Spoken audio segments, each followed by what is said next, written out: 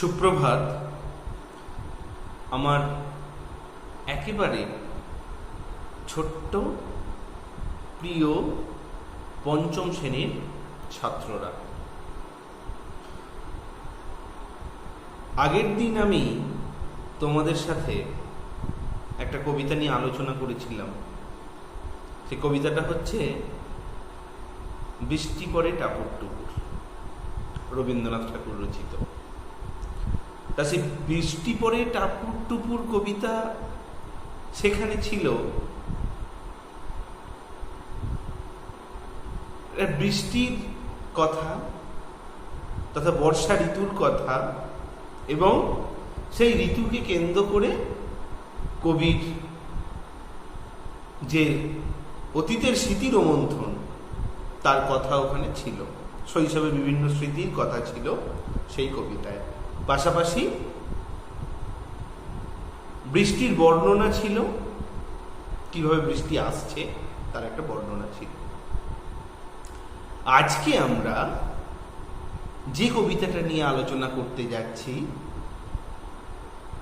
সেই কবিতাটি ঠিক বৃষ্টি নয়, এখানে থাকবে ঝড়ের কথা। এখানে থাকবে ঝড়ের কথা। আজকে আমাদের আলোচ্য বিষয় যে কবিতাটি, সেই কবিতাটি প্রধান যেটা বিষয় সেটা হচ্ছে একটি শিশু তার চোখে দেখা একটা ঝড়ের বর্ণনা আমরা এখানে পাবো। কি পাবো এখানে? না, একটি শিশুর ঝড় দেখার অভিজ্ঞতার কথা, অভিজ্ঞতার বর্ণনা পাবো আজকে আমাদের আলোচ্য কবিতায়। আবার বলছি, একটা শিশুর ঝড় দেখার অভিজ্ঞতার কথা বর্ণনা পাবো আজকে আমাদের পাঠ্য কবিতায়। শিশুটি কি কোন সময় সেই ঝড়টা দেখেছে? না, একটা হাটবার। হাটবার মানে হচ্ছে, নিশ্চয়ই জানো, সপ্তাহের নির্দিষ্ট দিনে একটা নির্দিষ্ট স্থানে যে হাট বসে, একটা বাজার বসে যেখানে মানুষ জিনিসপত্র কেনা বেচা করতে যায়, সেই হাট। সেই হাটবারের একটি দিন। হ্যাঁ, হাটবার মানে হাটের দিন, বার মানে দিন। তাহলে হাটের দিনে সেই দিনটা ছিল হাটবার। তা মাঠের ধারে সেই শিশুটি খেলতে গিয়েছিল, এবং সেই যে দুপুরবেলা একটা হাটবারে মাঠের ধারে খেলতে গিয়েছিল, সেই সময় হঠাৎই ঝড় উঠেছে। সেই ঝড়ের বর্ণনা আমরা পাব আমাদের আজকের আলোচ্য কবিতায়। কবিতাটি খুব সহজ কবিতা, কিন্তু খুব ভালো কবিতা। আর এই কবিতাটি পড়ে আমরা শুধুমাত্র যে ঝড়ের বর্ণনা ওখানে পাবো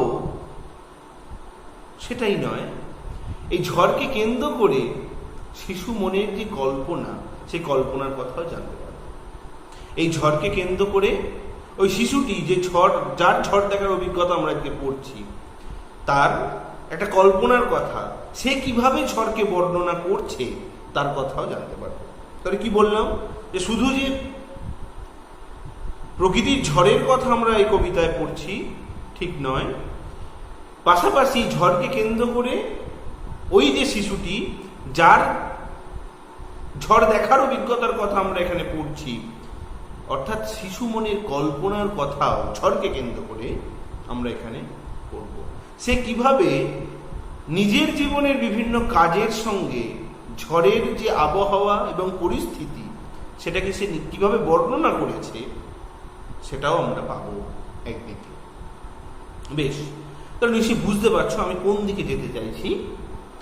আজকে আমাদের আলোচ্য কবিতার হচ্ছে একজন মহিলা কবি মৈত্রেয়ী দেবী। মৈত্রেয়ী দেবী রচিত ঝড়। কবিতার নাম হচ্ছে ঝড়। কবি হলেন মৈত্রেয়ী দেবী। ঠিক আছে, আমরা প্রথমে কি করব না, প্রথমে একবার কবি পরিচিতিটা আমরা পড়ে নেব, কারণ কবি পরিচিতি থেকে পরীক্ষায় প্রশ্ন কিন্তু থাকবে। দেখো, আমি আলোচনার জন্য তোমাদের পাঠ্য বইটিকেই বেছে নিয়েছি। যারা ভিডিওটি দেখবে তারা অবশ্যই কি করবে না, নিজের বইটা একটু অনুসরণ করবে। মৈত্রেয়ী দেবী, জন্ম 1914, মৃত্যু 1990।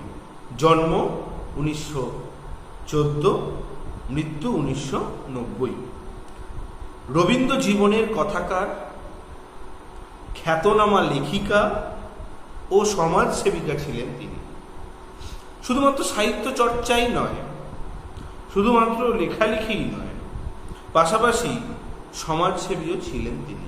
রবীন্দ্র জীবনের কথাকার, রবীন্দ্র জীবনকে তিনি লিপিবদ্ধ করেছিল বলা যেতে পারে। রবীন্দ্র জীবনের কথাকার আর খ্যাতনামা লেখিকা আর সমাজসেবিকা। তার সমাজসেবা কিন্তু যথেষ্ট উদাহরণ আছে, তোমরা জানতে পারবে পরে।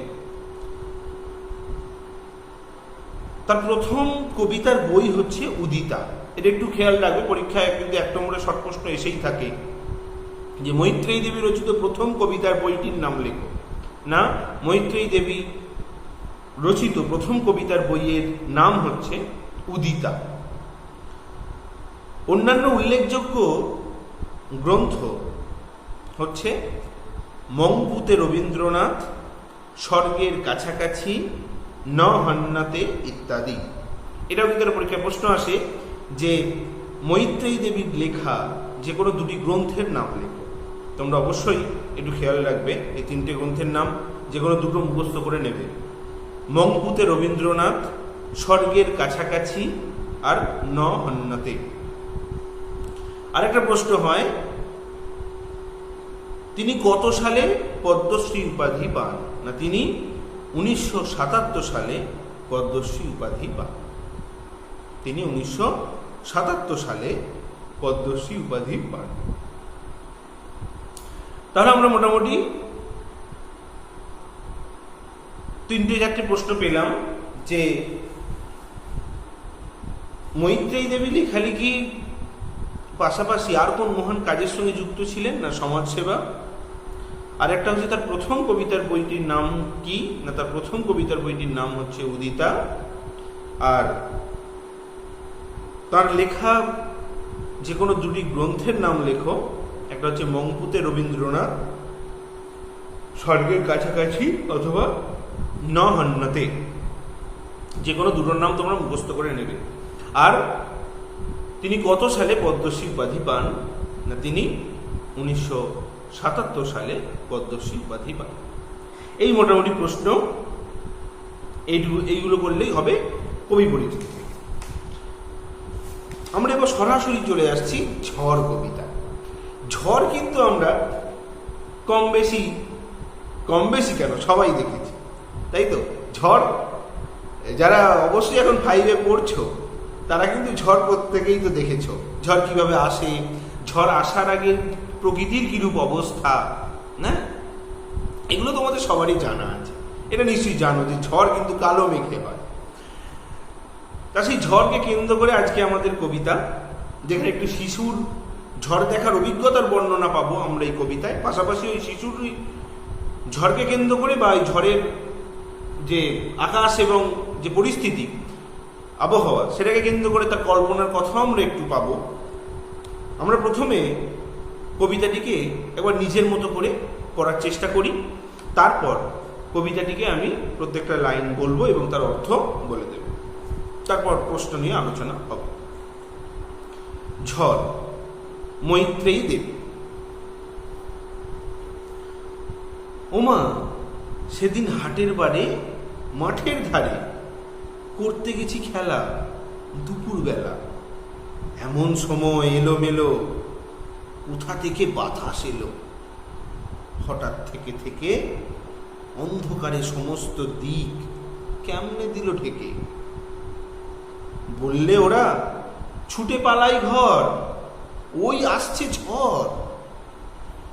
আমার যেন লাগলো ভারী ভালো, চেয়ে দেখি আকাশখানা একেবারে কালো।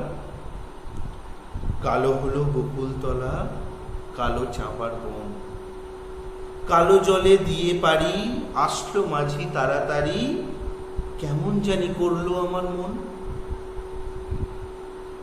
ঝড় কারে মা কয়, আমার মনে হয় কাদের যেন ছেলে কালির দোয়াত কেমন করে হঠাৎ দিল ফেলে।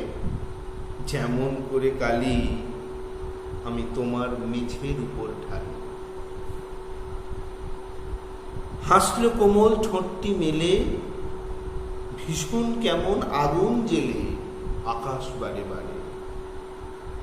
আবার বুঝি ঘুরে ঘুরে পালিয়ে গেল অনেক দূরে সাত সাগরের পারে।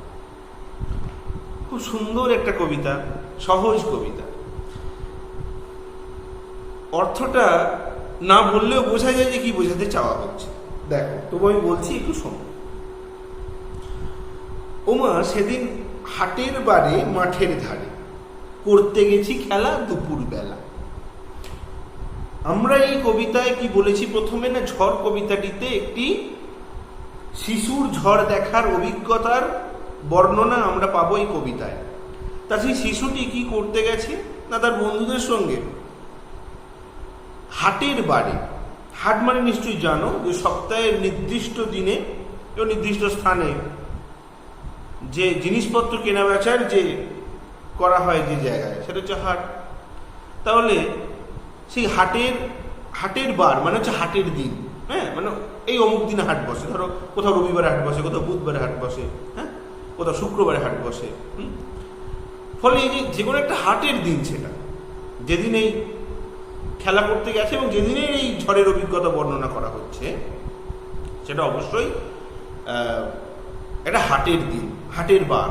হ্যাঁ, মানে সেদিন গ্রামে তো হাট বসেছিল। তাহলে হাটের দিন, আবার মাঠের ধার। মাঠের ধার মানে হচ্ছে প্রান্ত বা শেষ। তাহলে সেদিন হাটের দিন মাঠের একেবারে ধারে, মাঠের প্রান্তে বা শেষে করতে গেছি খেলা। কি করতে গেছে শিশুটি, না শিশুটি খেলা করতে গিয়েছিল। কখন? দুপুর বেলা। তাহলে হাটের দিনে দুপুর বেলায় মাঠের ধারে, মাঠের শেষ প্রান্তে শিশুটি খেলা করতে গিয়েছিল। হয়েছে? এমন সময় এলো মেলো কোথা থেকে বাতাস এলো। এবার দেখো কি হয়েছে না, এমন সময় কি হয়েছে না, হঠাৎই কি হয়েছে, এলোমেলো। এলোমেলো মানে হচ্ছে অগোছালো বা উল্টো পাল্টা। এলোমেলো কোথা থেকে বাতাস এলো, হঠাৎ চারিদিক থেকে এলোমেলো বাতাস এসে, বাতাস চলে এলো আর কি। হঠাৎ থেকে থেকে অন্ধকারে সমস্ত দিক কেমনে দিল ঢেকে। তাই তো, তাহলে কি হয়েছে না, এমন সময়ে এলোমেলো, কোথা থেকে এলোমেলো অগোছালো, কোথা থেকে বাতাস এলো, তাই তো, কোথা থেকে হাওয়া বা বাতাস চলে এলো, হঠাৎ থেকে থেকে, তাই তো। হঠাৎ থেকে থেকে কি হলো না, এই যে বাতাস চলে এলো, এই যে হাওয়া চলে এলো এলোমেলো, তারপরে কি হলো না, হঠাৎ থেকে থেকে, হঠাৎ মানে হচ্ছে না আচমকা, বুঝতে পারছো, বকস্মাত। তাহলে হঠাৎই কি হলো, থেকে থেকে মানে ধীরে ধীরে আস্তে আস্তে অন্ধকারে সমস্ত দিক কেমনে দিল ঢেকে। অন্ধকারে প্রকৃতির সমস্ত দিকটা কি হলো না, অন্ধকারে ঢেকে দিল। কেমনে মানে হচ্ছে কেমন করে বা কিভাবে, তাই তো।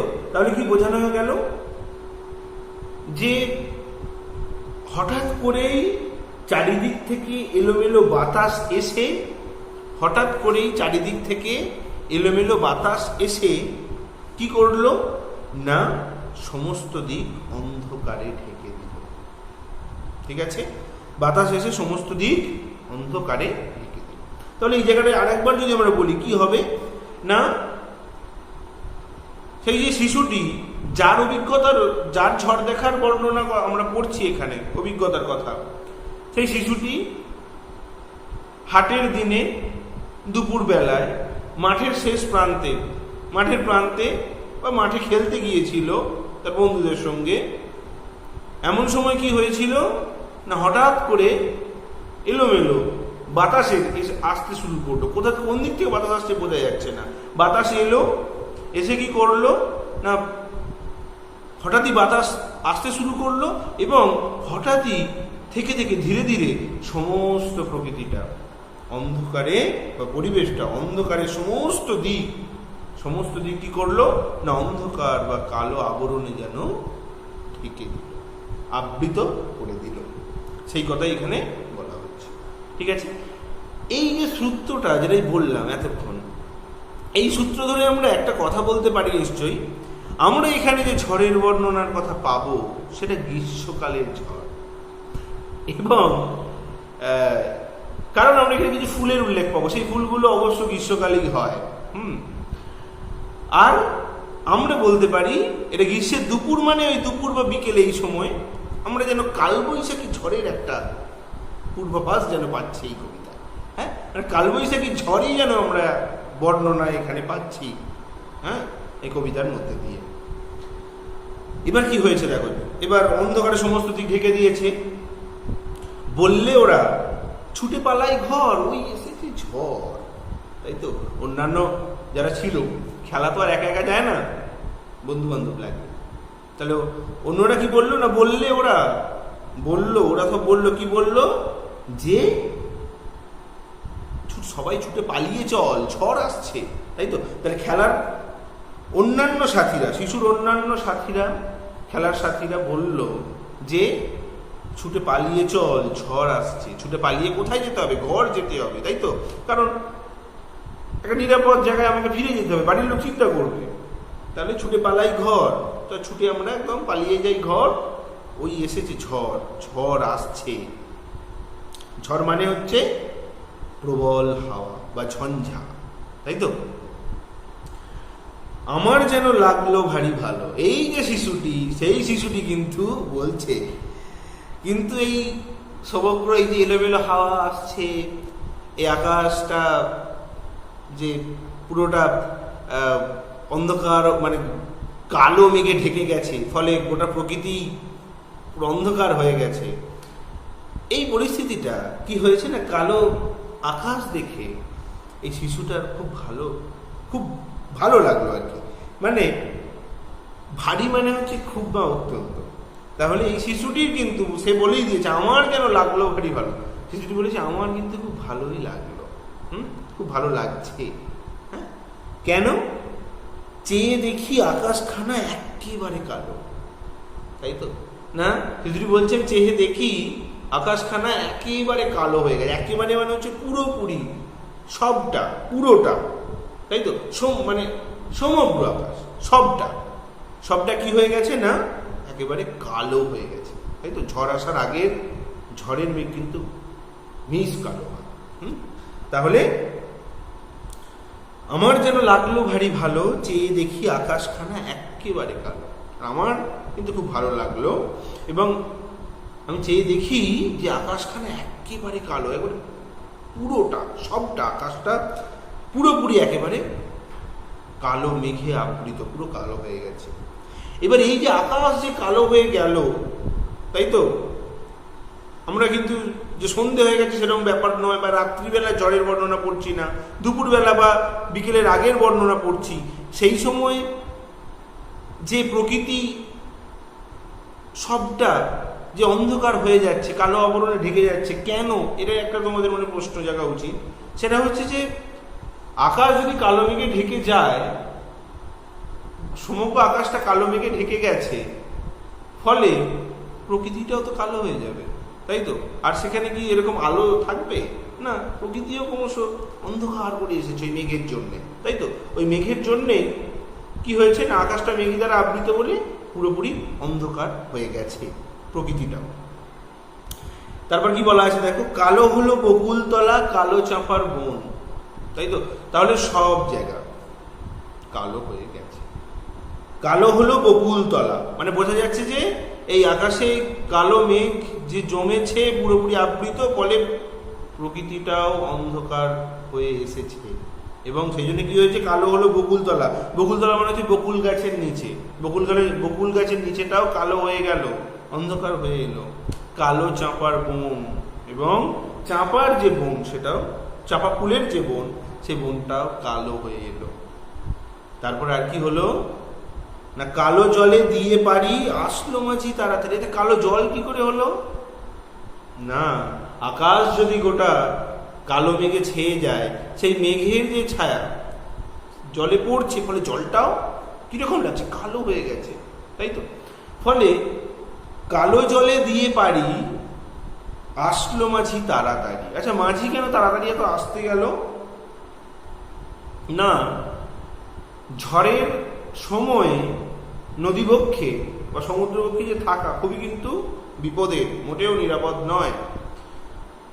মাঝির ভীষণ ক্ষতি হতে পারে, নৌকা পর্যন্ত উল্টে যেতে পারে, আর মাঝির প্রাণহানিও করতে পারে। হ্যাঁ, ফলে এই ঝড়ের যে সম্ভাবনা দেখে, ঝড়ের পূর্বাভাস দেখে, এই গোটা আকাশ কালো হয়ে গেছে, এই ঝড়ের পূর্বাভাস দেখে মাঝি কি করছে না, তাড়াতাড়ি তীরে ফিরে আসছে, তাই তো, পাড়ে ফিরে আসছে, যাতে এই ঝড়ের সময় তাকে যেন নদীর জলের উপর থাকতে না হয়, বিপদ হতে পারে, নৌকা উল্টে যেতে পারে। তাহলে কালো জলে দিয়ে পারি আসলো মাঝি তাড়াতাড়ি। সেই পারি মানে হচ্ছে এখানে রওনা বা যাত্রা।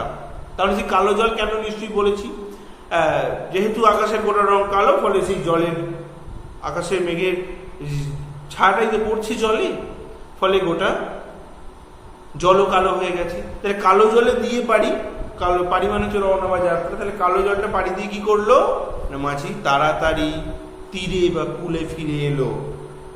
কেমন জানি করলো আমার মন। আর এই পরিস্থিতিতে কি হলো না, শিশুটার মনটা যেন কেমন করে উঠলো, তাই তো, কেমন জানি করলো আমার মন।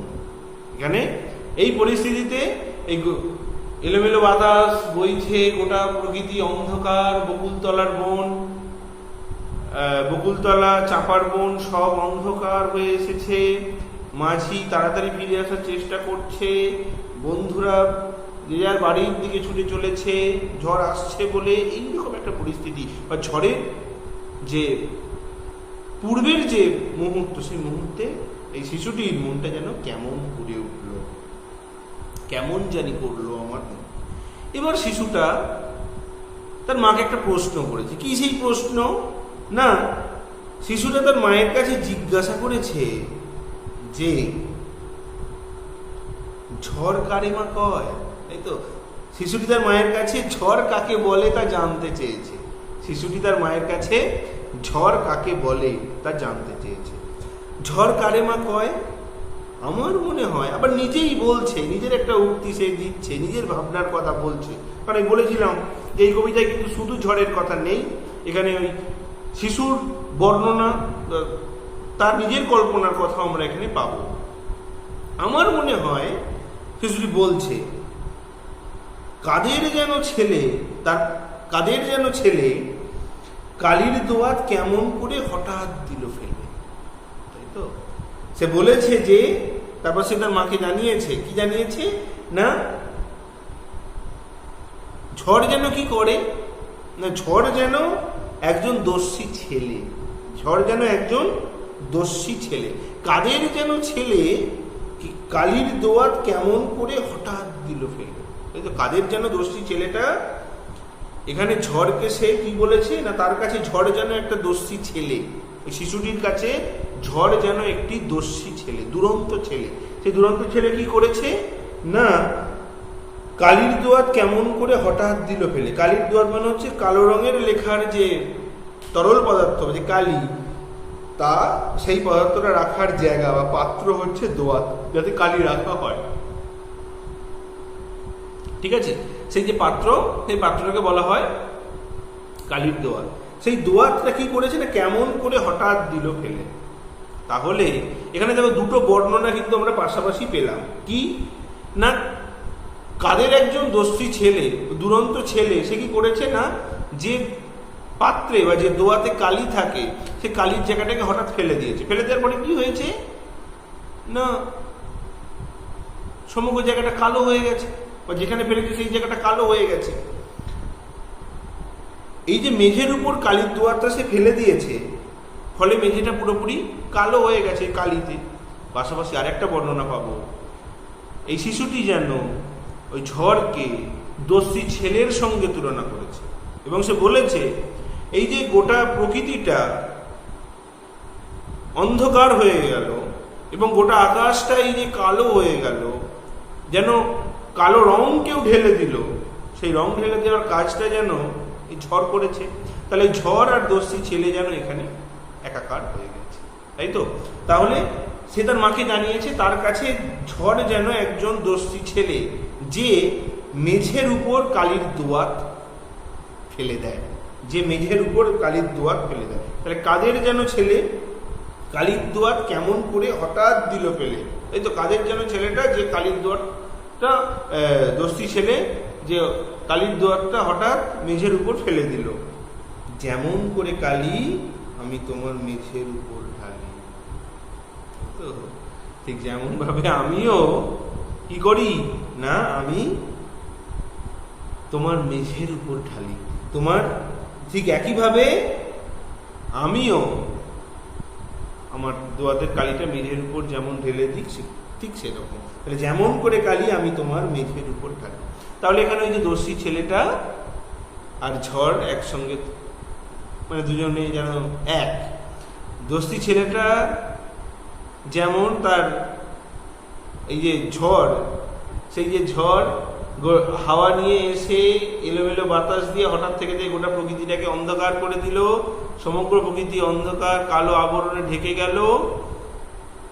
পাশাপাশি একইভাবে যেনই দস্যি ছেলেই হচ্ছে ঝড়, যে মেঝের উপর কালির দোয়াতকে ঢেলে দেয়। একইভাবে ঠিক যেমনভাবে যে শিশুটি বলেছে যেমন করে কালি আমি তোমার মেঝের উপর ঢালি, আমিও ঠিক যেমনভাবে মেঝের উপর কালির দোয়াতটা ঢেলে দিই, ফলে মেঝেটা পুরোপুরি কালো হয়ে যায়। ঠিক সেইভাবেই এই ঝড়টাও এসে তার যেন এই প্রকৃতির উপর, সমগ্র প্রকৃতির উপর যেন কালির দোয়াতকে ঢেলে দিল, তাই গোটা প্রকৃতি অন্ধকার হয়ে গেল, তাই তো কালো আবরণে ঢেকে গেল। এখানে সুন্দর বর্ণনা পেলাম আমরা একটা শিশু মনের কল্পনার বর্ণনা এবং অত্যন্ত যুক্তিযুক্ত বর্ণনা। তারপরে দেখো, হাসলো কোমল ঠোঁটটি মেলে, হ্যাঁ এখানে একটা কথা বলে দিই, ঢালি মানে হচ্ছে ঢেলে দিই। হ্যাঁ আচ্ছা আচ্ছা, হাসলো কোমল ঠোঁটটি মেলে, ভীষণ কেমন আগুন জেলে আকাশ বাড়ে বাড়ে। এবার যেটা হয়, এই ঝড় এসেছে, এবার তো আকাশে তো বিদ্যুতের ঝিলিক দেখা দেবেই, অত্যন্ত বিদ্যুৎ চমকাচ্ছে, তাই তো? ফলে আকাশে বিদ্যুতের ঝিলিক দেখা যাচ্ছে না। কি হয়েছে না, হাসলো কোমল ঠোঁটটি মেলে, হঠাৎই সেই ঝড় আকাশে কি করলো না, তার কোমল ঠোঁট, তার নরম ঠোঁটটা মেলে আগুন ঝরানো হাসি হাসলো। ভীষণ কেমন আগুন জেলে আকাশ বাড়ে বাড়ে। তাহলে হঠাৎ কোমল ঠোঁটটি মেলে ভীষণ কেমন আগুন জেলে, ভীষণ মানে হচ্ছে ভয়ঙ্কর, তাই তো? তাহলে এই ঝড় কি করলো না, হঠাৎই হাসছে, এবার হাসতে শুরু করেছে। কিভাবে সে হাসছে? ঝড় কি কোনোদিন হাসে? কিন্তু আমরা যদি ভাবতে পারি মনে, তাহলে ভাববো যে ঝড়ও বোধহয় হাসছে। কিভাবে হাসছে না, আকাশে তার কোমল ঠোঁট মেলে, তার নরম ঠোঁট মেলে হাসছে। কিভাবে হাসছে? এই হাসিটাকে আমরা কিভাবে বুঝতে পারবো যে না হাসছে?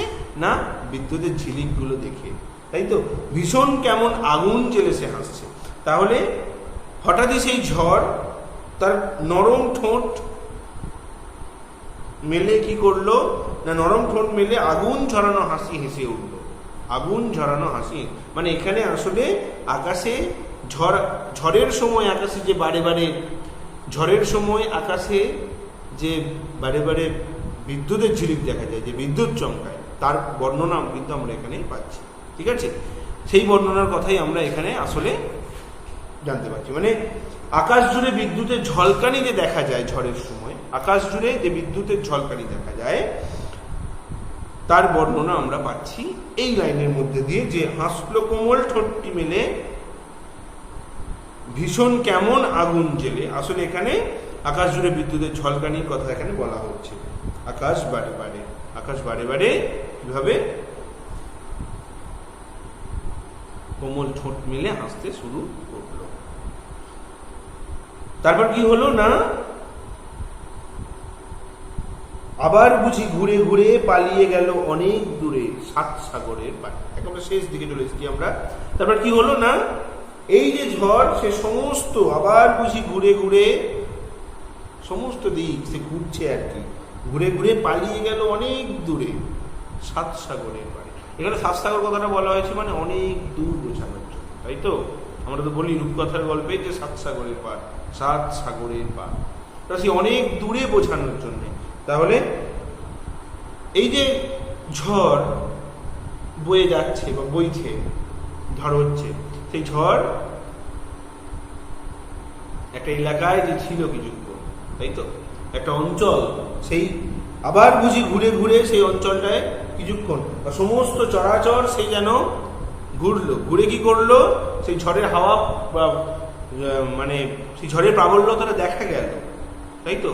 এই ঝড়ের প্রচন্ড গতিবেগটা বোঝা গেল। তারপর কি হলো, পালিয়ে গেল অনেক দূরে, পালিয়ে গেল সে অনেক দূরে 7 সাগরের পারে। সে যেন 7 সাগর অর্থাৎ 7 সমুদ্রের পারে যেন চলে গেল। কে চলে গেল? এই ঝড়। ঠিক আছে, খুব সহজ একটি কবিতা, কোনো অসুবিধা নেই। এখানে যে কথাটা বলার, যে কালো পরিবেশ দেখে, ঝড়ের এই কালো পরিবেশ দেখে বা আকাশকে দেখে শিশুর মনে হয় কালির দোয়াত থেকে যেন একটা, কালির দোয়াতকে যেন কোনো দুষ্টু ছেলে মেঝের উপর ঢেলে দিয়ে দিই। ভাবনাটা কিন্তু একটু, এই ভাবনাটা থেকে প্রশ্ন হয়, এটা একটু খেয়াল রাখবে। হ্যাঁ, আমি বলে দিয়েছি। আর যেটা বলার বিষয় সেটা হচ্ছে যে সমগ্র কবিতাটায় আমরা অবশ্যই একটা ঝড়ের কথা পেয়েছি, তাই তো? এটা বুঝতে নিশ্চয়ই কারোর অসুবিধা নেই। আমরা এবার সরাসরি একটু প্রশ্ন উত্তরে চলে যাই। দেখো, ওখানে কিছু প্রশ্ন আছে যে মৈত্রী দেবীর লেখা দুটো বইয়ের নাম। হ্যাঁ, ওটা নিশ্চয়ই তোমরা লিখে দেবে মঙ্কুতে রবীন্দ্রনাথ, আর নহন্নত লিখতে পারো। হ্যাঁ, আচ্ছা, তিনি কত সালে পদ্মশ্রী উপাধি পেয়েছিলেন? না, 1977 সালে। আচ্ছা, কবিতায় শিশুর দল ছুটে চলে যেতে চেয়েছিল কেন? খুব সহজ প্রশ্ন, কেন চলে যেতে চেয়েছিল না? আমরা এই ঝড় কবিতায় দেখতে পাচ্ছি যে শিশুর দল যখন মাঠে খেলতে গিয়েছিল, হাটের বারে মাঠের ধারে খেলতে গিয়েছিল, খেলা করছিল দুপুরবেলা, তখন হঠাৎই আকাশ ঘন কালো মেঘে আচ্ছন্ন হয় এবং প্রবল বেগে ঝড় শুরু হয়, তাই তো? ঝড় আসার আগে গোটা আকাশ কালো মেঘ দ্বারা পূর্ণ হয়ে গেছে এবং প্রবল বেগে ঝড় শুরু হয়েছে। তাই শিশুর দল মাঠ ছেড়ে ছুটে চলে যেতে চেয়েছিল, তাই তো?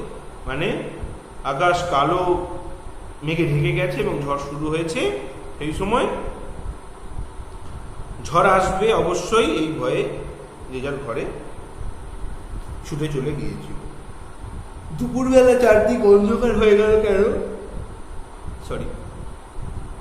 না, এই যে হঠাৎ ঝড় এসেছিল এবং দুপুরবেলা সমস্ত আকাশ কালো মেঘে ঢেকে গিয়েছিল, চারিদিকে গাছপালা, নদীর জল সবই কালো বর্ণ ধারণ করেছিল, তাই দুপুরবেলা চারিদিকে অন্ধকার হয়ে গিয়েছিল। আসলে ঝড় আসার আগে তো কালো মেঘ হয়, সেই কালো মেঘের জন্যে গোটা আকাশে কালো মেঘ, ফলে গোটা প্রকৃতি অন্ধকার হয়ে গেছে দুপুরবেলা সত্ত্বেও। সেখানে কি কি অন্ধকার হয়েছে? না, বকুলতলা, চাপার বন, নদীর জল, সমস্ত প্রকৃতি। আচ্ছা, পালিয়ে গেল অনেক দূরে। কে পালিয়ে গেল?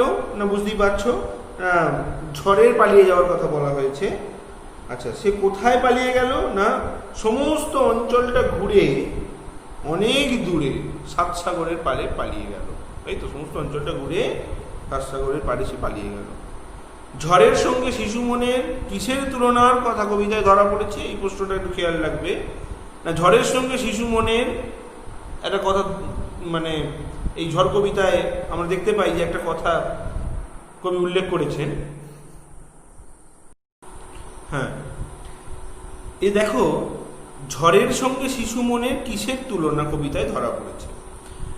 না, শিশুটি ঝড়কে একটি দোষী ছেলে বলে মনে করেছে। সে নিজে যেমন, সে তুলনা করেছে যে সে নিজে যেমন ঘরের মেঝেতে কালি ঢেলে দেয়, একইভাবে এই ঝড়রূপী ছেলেটি কি করেছে না আকাশের গায়ে কালির দোয়াত ঢেলে দিয়েছে। আসলে এখানে একটা যেন তুলনামূলক আলোচনা আমরা পাচ্ছি এই শিশুর কল্পনাকে কেন্দ্র করে, যে ঝড়ের আগে কালো মেঘ যেমন গোটা প্রকৃতিকে অন্ধকার করে দিল, একইভাবে এই ঝড় যেমন গোটা প্রকৃতিকে অন্ধকার করে দিল, একইভাবে এই যে শিশুটি সে যেমন ভাবে মেঝের উপর দোয়াত ঢেলে দেয়, তাই তো? মানে মেঝের উপর যেভাবে দোয়াত ঢেলে দেওয়ার ফলে, উল্টে দেওয়ার ফলে গোটা মেঝে কালো হয়ে যায়, একইভাবে ঝড়ও কি করলো না কালো তার মেঘ দিয়ে গোটা প্রকৃতিকে অন্ধকার বা কালো রঙে আবৃত করে দিল, সেই কথাই বলা হচ্ছে। তারপরে যে প্রশ্নটা, ঠিক আছে, ওই যে বলছি যে মেঘ করে আসা, মৈত্রী দেবী ঝড় কবিতায় দুটি পংক্তি, মেঘ করে আসা না অন্ধকারে সমস্ত দিক কেমনে দিল ডেকে, আকাশখানা একেবারে কালো, আর বিদ্যুৎ চমকানোর কথা আছে, হাসলো কোমল ঠোঁটটি মেলে, ভীষণ কেমন আগুন জেলে, এইসব প্রশ্ন।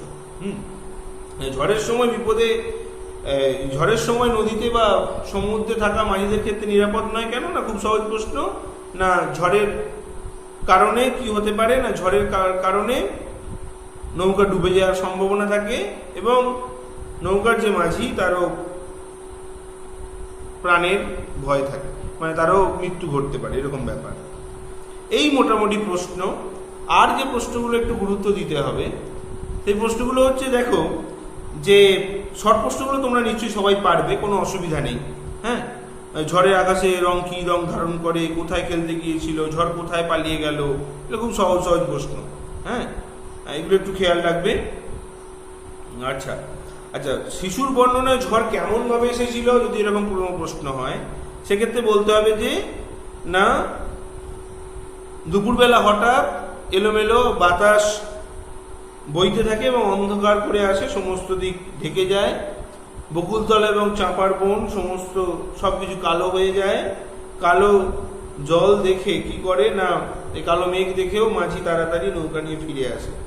এইভাবে একটা ঝড়ের বর্ণনা আমরা পাচ্ছি, তোমরা লিখতে পারবে। আচ্ছা, শিশুটি ঝড়ের আকাশের সঙ্গে কালির দোয়াত উল্টানোর যে সম্পর্ক, সেই সম্পর্কের কথাটা আমরা একটু বলতে পারি। কি না প্রবল ঝড়ের সময় আকাশের সঙ্গে ঘরের মেঝের যে কালির দোয়াত উল্টে ফেলার যে তুলনা বা যে মিল আমরা এখানে পেয়েছি, ঝড়ের সময় আকাশ ঘন কালো অন্ধকার রূপ ধারণ করে, আবার দোয়াত ভর্তি কালি মেঝেতে উল্টে গেলেও গোটা মেঝে কালো বর্ণ ধারণ করে, তাই তো? আকাশে যেমন কালো মেঘ হলে গোটা আকাশ কালো বর্ণ ধারণ করে, একইভাবে মেঝের উপর যদি কালির দোয়াত উল্টে যায় তাহলে গোটা মেঝেটাও কালো রং ধারণ করে। এই কারণেই শিশুটি ঝড়ের আকাশের সঙ্গে কালির দোয়াত উল্টে যাওয়ার একটা মিল করেছে, সে আর কি ভেবেছে মনে হয়। এই মোটামুটি প্রশ্ন। তোমরা অবশ্যই নিজের একটা সরলার্থ লিখে নেবে, খুব সহজ, সরলার্থ লিখতে অসুবিধা হবে না। কবিতাটা যেভাবে বললাম এটাকেই যদি কেউ শুনে সরলার্থটা লেখো তাহলেই হয়ে যায়, কোনো অসুবিধা হবে না। যে প্রশ্নগুলো আছে, যে প্রশ্নগুলো বললাম সেই প্রশ্নগুলো একটু দেখবে, আর তোমাদের হাতে তো সালের প্রশ্ন আছে, সেখানে প্রশ্নগুলো দেখো কি কি আছে, ঠিক আছে? আর শর্ট কোয়েশ্চেন তোমরা অবশ্যই পারবে, খুব সহজ একটা কবিতা, কোনো অসুবিধা হবে না, কিন্তু তোমরা অবশ্যই একটা সরলার্থ লিখে নাও, ঠিক আছে? আজকে এই পর্যন্ত। সবাই ভালো থাকো, সুস্থ থাকো, সাবধানে থাকো, আর মন দিয়ে পড়াশোনা করে দাও।